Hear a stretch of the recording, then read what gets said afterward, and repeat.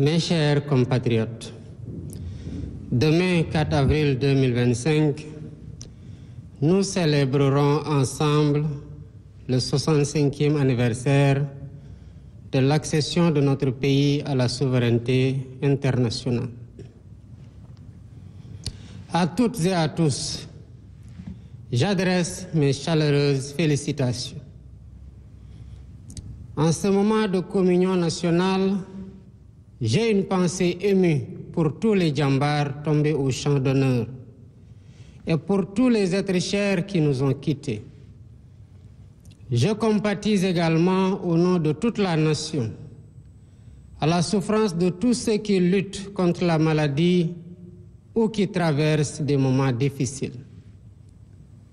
Cette année encore, la fête de l'indépendance se déroule sous le signe de la communion spirituelle, en plein carême chrétien et au lendemain de la fin du mois béni du Ramadan.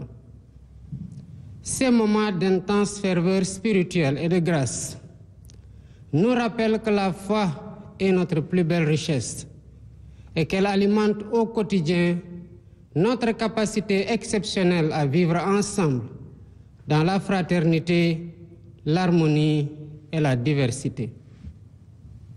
Rendons grâce au Tout-Puissant pour cette heureuse coïncidence et prions ensemble pour qu'il agrée nos dévotions et continue de veiller sur le peuple sénégalais. Face aux défis des temps, les valeurs héritées de nos aînés nous invitent à toujours unir nos forces dans les moments cruciaux de notre histoire. Nous devons tout faire pour préserver ce précieux legs qui constitue une dimension essentielle de notre patrimoine immatériel. C'est cela, l'esprit de notre inébranlable volonté de vivre ensemble, que résume si bien notre devise nationale, un peuple, un but, une foi. Mes chers compatriotes, voilà 65 ans maintenant que nous avons pris notre destin en main. 65 ans que le Sénégal affirme fièrement sa souveraineté. 65 ans que le Sénégal poursuit sa marche vers le progrès, malgré les turbulences du monde. Porté par l'idéal d'un Sénégal libre, souverain, juste et prospère, les conquêtes successives de droits et libertés ont posé les jalons d'un modèle démocratique fécond qui se renforce de jour en jour par le dialogue. Cette maturité démocratique permet aux divers acteurs politiques et sociaux de notre pays de s'exprimer librement, de rivaliser âprement au besoin, mais toujours de reconnaître le verdict du peuple souverain. Aujourd'hui, plus que jamais, nous devons tirer parti de cette force motrice pour redresser ce qui doit l'être et donner corps aux aspirations de notre peuple et aux espoirs de notre jeunesse. Mes chers compatriotes, le 4 avril, c'est aussi la fête des forces de défense et de sécurité. C'est l'occasion de rendre un hommage à l'ensemble de nos djambars, piliers de notre nation et remparts ultimes de notre quiétude. À vos aînés et à tous nos anciens combattants, je réitère la reconnaissance et la gratitude infinie de toute la nation. Le thème retenu cette année, à savoir vers la souveraineté technologique et industrielle des forces de défense et de sécurité, témoigne de notre ambition collective et du niveau élevé d'exigence que nous nous sommes fixés pour vous accompagner dans votre mission. Chers membres des forces de défense et de sécurité, hommes et femmes de devoir, vous êtes les garants de notre paix et les protecteurs infatigables de notre souveraineté. Vous incarnez avec honneur et abnégation l'essence même du concept armée-nation. Votre présence quotidienne auprès des populations, votre engagement actif pour la sécurité nationale, la lutte contre les catastrophes naturelles et la préservation de nos ressources stratégiques font du Sénégal une nation armée pour mieux prendre en charge son destin. À cet effet, la modernisation technologique et industrielle des moyens logistiques et matériels de nos forces de défense et de sécurité, essentielle à notre souveraineté et à notre sécurité collective, est inscrite au cœur de nos priorités. Mes chers compatriotes, voilà un an déjà que nous avons entrepris de transformer profondément notre pays, en dressant avec rigueur et lucidité un diagnostic sans complaisance de la situation économique. Même si la situation actuelle révèle des défis encore plus grands que nous devons relever, le devoir de vérité constitue le socle de la rupture systémique que nous avons engagée avec détermination et responsabilité. D'ores et déjà, le gouvernement s'est résolument engagé dans un vaste chantier de réforme. Elle vise l'optimisation des finances locales, une politique budgétaire transparente, la rationalisation des dépenses et la gestion efficiente de la dette pour préserver la viabilité des finances publiques. Mes chers compatriotes, d'importants efforts ont été consentis pour apurer, pour une période de 4 années, les arriérés dus aux opérateurs agréés pour les semences et pour le matériel agricole pour plus de 80 milliards de francs CFA.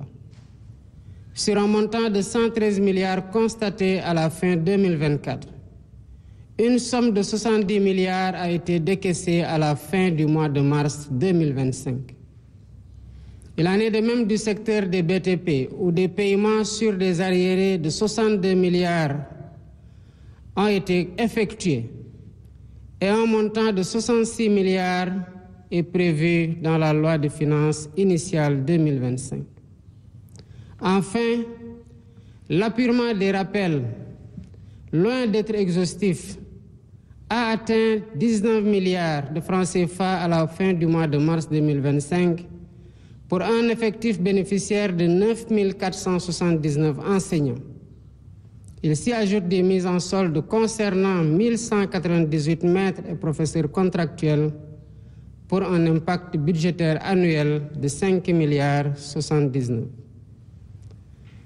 Pour renforcer et soutenir activement l'autonomisation économique des femmes, la phase 2 du programme PAVI de la DER, avec une dotation d'un montant de 107 milliards, sera lancée dans les prochains jours. Elle sera couplée à un vaste programme innovant de 3 000 fermes intégrées sur une superficie globale de 15 000 hectares, réparties sur l'ensemble du territoire et associant agriculture et élevage. Ainsi, dès cette année 2025, nous lancerons le programme innovant des coopératives agricoles communautaires, structure destinée à renforcer les capacités de production des agriculteurs et éleveurs, notamment des jeunes et des femmes, et à favoriser leur accès au marché. Ces avancées réalisées malgré les contraintes budgétaires sont le socle de perspectives ambitieuses. Mes chers compatriotes, dans ce contexte marqué par la rareté des ressources, seule la discipline budgétaire, qui n'est pas négociable, nous permettra d'engager avec confiance le redressement indispensable de nos comptes publics. Le basculement intégral très prochain dans le système intégré de gestion de l'information financière permettra également de renforcer l'intégrité des opérations budgétaires et financières et le suivi strict du patrimoine de l'État. Cette stratégie se traduit par nos efforts constants pour alléger concrètement le coût de la vie, avec la baisse continue des prix des denrées de première nécessité, tout en préservant la qualité de vie des Sénégalais en matière de santé et d'environnement. Ces baisses, comme je l'avais annoncé récemment, se poursuivront par la grâce de Dieu. Avec l'entrée récente de notre pays dans l'ère de la production pétrolière et gazière, nous veillerons à ce que les ressources stratégiques soient exploités dans la transparence et le respect absolu de l'environnement pour le bénéfice du peuple sénégalais. Dans le cadre de la réappropriation de nos ressources, le processus de renégociation des contrats suit son cours normal. Les résultats obtenus à ce stade sont plus que satisfaisants. Ils seront communiqués à temps opportun au peuple sénégalais. Conscient de la priorité de l'accès universel à l'eau, nous avons engagé la réalisation de la phase 2 des forages ruraux et lancé les études de faisabilité du grand transfert d'eau. Ce dernier projet, très structurant comme les autres, portant sur les autoroutes de l'eau, contribuera à la sécurisation de l'approvisionnement en eau potable pour près de 15 millions de Sénégalais. Dans la même dynamique, nous accélérons les projets sur l'électrification rurale pour l'atteinte rapide de l'accès universel à l'électricité. Pour ce faire, nous veillons rigoureusement à la bonne exécution des chantiers, afin que les délais soient respectés et les coûts maîtrisés, notamment grâce à la renégociation de contrats majeurs permettant l'électrification d'environ 2740 localités supplémentaires. S'agissant du foncier, il a fait l'objet d'un audit inédit ayant conduit à des mesures correctives qui sont en cours de mise en œuvre.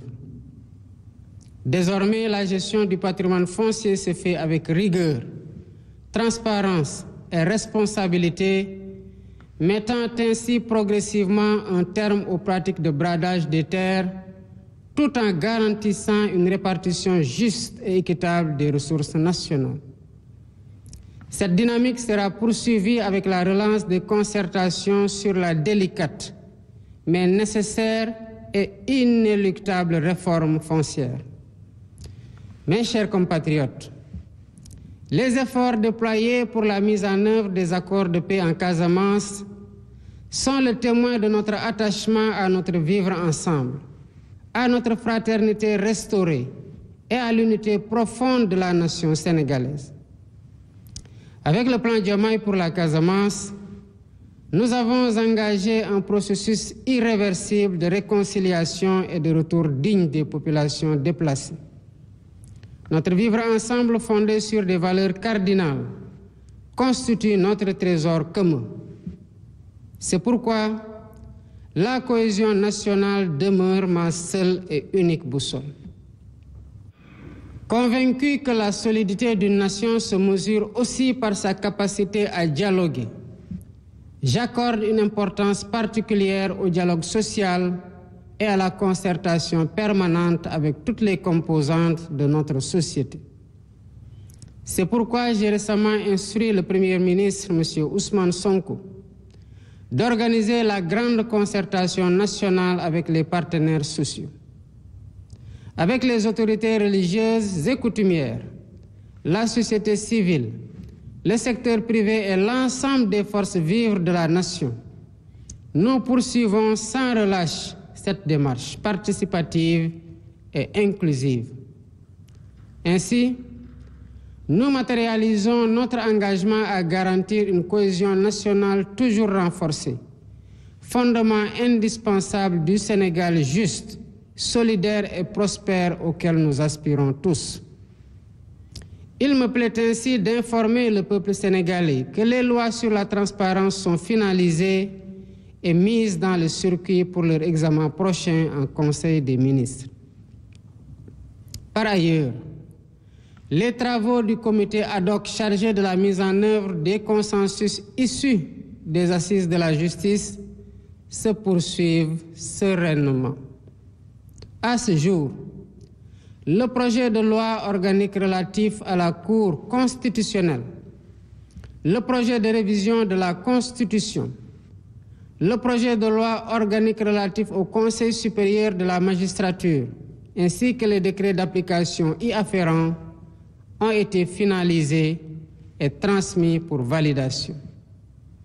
Les textes consacrant le juge des libertés et de la détention, ainsi que les modifications du Code pénal et du Code de procédure pénale pour ce qui concerne, entre autres, les retours de parquet, suivront bientôt.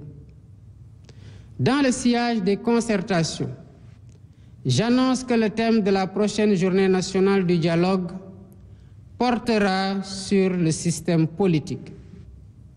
Le projet de terme de référence déjà finalisé sera transmis dans les meilleurs délais à toutes les parties prenantes pour amendements et contributions pour une meilleure préparation des travaux.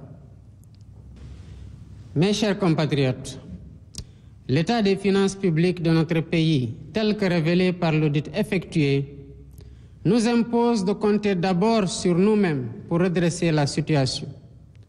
Nous en sommes bien capables et nous le réussirons avec la mobilisation de toutes et de tous. En effet, l'histoire des nations nous enseigne que le chemin du développement nécessite des sacrifices collectivement consentis afin que des lendemains meilleurs puissent advenir. J'appelle donc chacune et chacun à faire preuve de résilience, de solidarité active et d'engagement patriotique face aux défis nombreux et complexes qui se dressent sur notre chemin. Regarder dans la même direction, celle du proche avenir de nos enfants doit être l'horizon fédérateur de toutes nos énergies. Ensemble, forts de notre unité et de notre détermination, nous bâtirons le Sénégal juste et prospère auquel nous aspirons. Vive le Sénégal souverain, vive l'Afrique unie et debout. Bonne fête de l'indépendance à toutes et à tous. mbokki Sénégal ëllëg ñeenti fan ci weeru avril dinañu génn